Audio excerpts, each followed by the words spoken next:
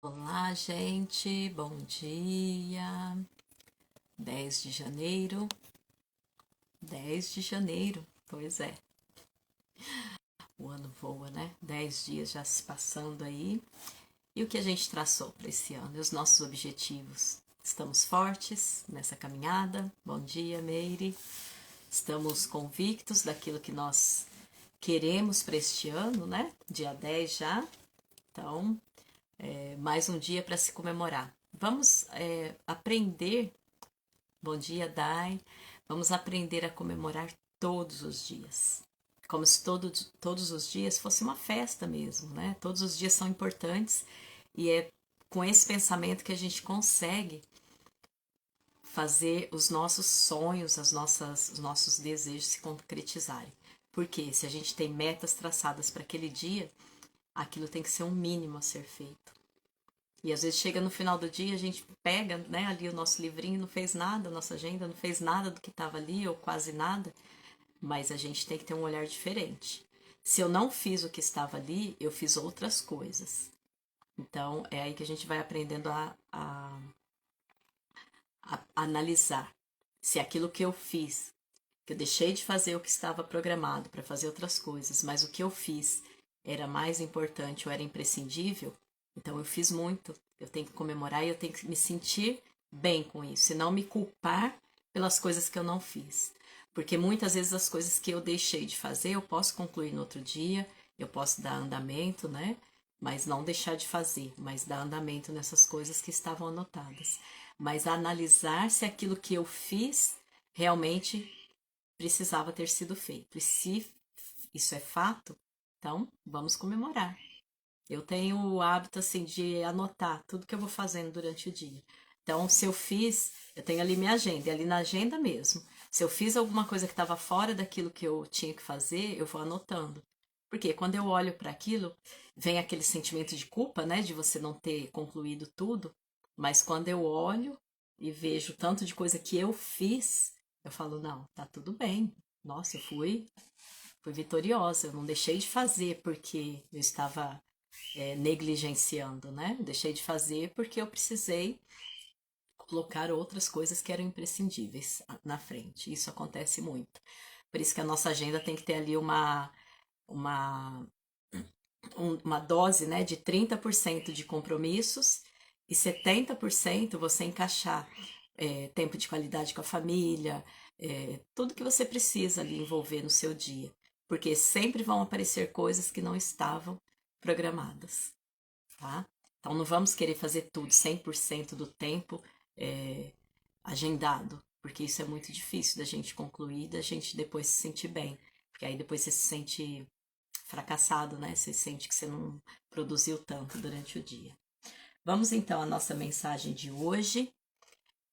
Quem quiser mandar aviãozinho aí para as amigas, deixa eu mandar aqui alguns recadinhos. A Meire já tá aqui, Catarina, vamos lá, as meninas costumam entrar na live. E aí, tá tudo bem com vocês? Faz sentido isso que eu já falei aqui agora, começando o nosso dia? Começar o dia bem, né? Começar o dia comemorando, começar mais um dia agradecendo mesmo. Eu gosto muito de agradecer. Eu já agradeço antes que aconteça o dia, porque tudo é do Pai, né? Tudo é de Deus. A gente está na mão dele mesmo e temos que ser gratos, muito gratos todos os dias. Vamos lá então. Hoje, continuando aqui, né, essa pegada que a gente vem trazendo das emoções, de, disso que a gente vive no dia a dia. O legal disso tudo é que, assim, é muito prático, né? São coisas que a gente passa no dia a dia e que a gente não é perfeito, mas quando a gente passa a ter um controle melhor das nossas emoções, a gente se observa, a gente se olha e a gente vê que o corpo não está no comando, a gente começa a ter mais clareza de que é possível sim ter uma vida mais inteligente, com mais sabedoria. Então, hoje o recado é sobre o amor no sentido assim, dos relacionamentos esfriarem. Então, não basta você amar com emoção. você tem que ter um amor sustentável e inteligente nos relacionamentos. Então a gente fala muito de amor, né, de relacionamento a dois, que basicamente é o que a gente mais vivencia, né, que é o suporte, a base da nossa vida, mas nós temos infinitos relacionamentos, né, também, amizade com a família, mãe e filho, irmão e irmã, tem infinitos, mas vamos olhar de uma maneira abrangente. Então, nós colocamos o nosso relacionamento a dois, relacionamento aí de casal, e também nos nossos relacionamentos do dia a dia, profissional, familiar e amizades, tá bom? Então, não basta a gente ter um amor emotivo, a gente tem que ter um amor sustentável. Isso também é uma chave muito valiosa de você olhar para os relacionamentos dessa forma, que o amor, ele não é só emoção. Não é só aquela vontade de querer estar perto, aquela vontade de falar e de ouvir coisas boas, aquele calor das paixões. Isso é muito gostoso, né? É maravilhoso. Mas a gente tem que ter um olhar de sustentabilidade. Então, o que que a gente precisa fazer? Olhar para o outro e ver que aquilo que me encanta no outro, eu tenho que estar sempre regando. Então, se eu me apaixonei, né, pelo meu marido, ou se eu fiz uma amizade com alguém, porque essa pessoa me encantou com alguma coisa, eu tenho que estar sempre regando esse encantamento.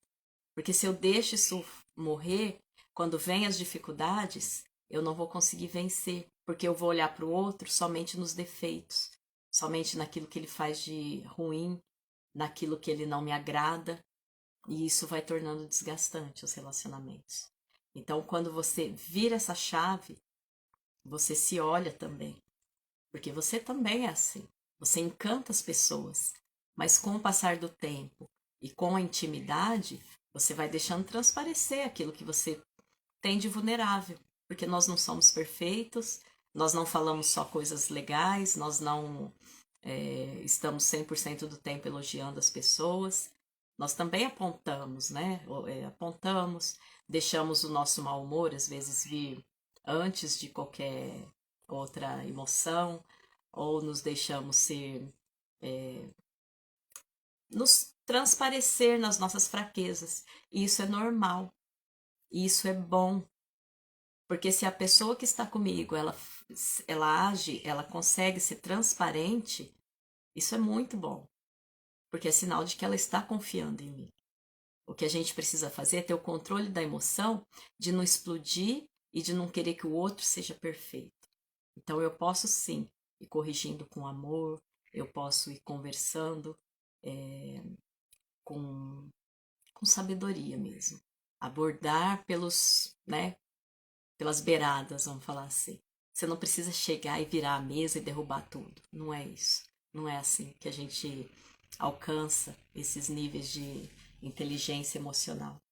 Então, quando a sua inteligência emocional está focada em observação, a gente consegue vencer esse tipo de sentimento que a gente vai criando, de querer que o outro seja perfeito para nós, de achar também que todo mundo tem que aceitar tudo em nós, que a gente tem que um dia você tá bem, um dia você não tá, uma hora você quer tá, outra hora você não quer tá, você quer fazer o que você quer e o outro é obrigado a aceitar. Também não é assim, né? Não é o caminho. Então, gestão das emoções não é ser perfeito. Gestão das emoções é muito mais o contrário. É você entender que as emoções existem, mas que elas podem ser gerenciadas. Eu não preciso agir sempre no ímpeto. Eu não preciso agir sempre com a minha visão de mundo, achar que eu controlo as coisas. Não. Quando não estiver legal, quando a gente estiver diante de alguma situação que não está legal, se não houver possibilidade de uma conversa, você espera, você esfria os ânimos, você procura se apegar em algo que te faz se sentir bem. Esse exercício é muito bacana, de você reconhecer as coisas que te fazem bem. Porque quando você reconhece, você fala assim, não, não tá legal, os ânimos esquentaram. Eu, no meu caso, eu gosto muito de correr, então vou fazer uma atividade, vou sair, não vou deixar de fazer, porque às vezes você, né, num ímpeto, numa chateação, você deixa de fazer exatamente aquilo que te faz bem, porque você não tá bem. Tem que ser exatamente o contrário. Se algo que você faz te traz um bem-estar, então é aí que você tem que fazer, é exatamente nesses momentos, né? Para quê? Para que seja um hábito bom, porque senão vão vir os vícios, né? E os vícios são muito mais perigosos, porque às vezes as pessoas procuram a fuga na bebida, em uma série de outras coisas que não são benéficas. Então, quando você vai se observando e identifica situações que te deixam melhor, você consegue usar nesses momentos. E depois você volta, porque quando você está fazendo uma coisa que te faz bem, traz muitos sentimentos bons e a tua visão abre. É onde você consegue ser resiliente ali naquele momento e ao mesmo tempo ser empático. Aí você começa a se colocar no lugar do outro. Puxa vida, ele agiu assim, ou fulano agiu assim, ou me falou tal coisa, né? Por quê? Porque ele estava passando por algo, era sobre ele, não era sobre mim. O que eu jogo no outro, muitas vezes é sobre o que eu estou passando. Então, a gente tem que saber ser inteligente, né? Ter essa inteligência de saber lidar consigo mesmo. É muito, muito, muito, infinitamente mais importante a gente saber lidar com a gente mesmo. Porque às vezes nós ficamos preocupados em saber lidar com o outro, mas a gente é um leão ali desgovernado, né? Então, ter esse olhar de saber se conhecer melhor, conhecer o que te faz bem e depois ir abrindo essa visão, esse campo de visão, para enxergar a vida do outro, o ponto de vista do outro, as ações do outro. A gente não deve aceitar situações abusivas, mas a gente tem que ser inteligente para sair de situações abusivas. Porque nem sempre também o outro é um santinho, um certinho e tá tudo bem. Não. Mas sempre nesse caminho de inteligência, de buscar inteligência, desprender das crenças, né? Porque às vezes as crenças tomam a frente das situações. Por isso que a gente tem que estar sempre se renovando, sempre conhecendo mais, sempre buscando novos horizontes, porque sempre vem respostas. Faz sentido isso para vocês? Essa chave é bem poderosa, né? Assim, é bem. E voltar lá, né? Que eu falei no comecinho, quando a gente volta lá naquilo que me encantou. Então, para você não perder um encantamento, você volta lá aquela primeira impressão. Por isso que a gente fala muito, né? A primeira impressão é a que fica.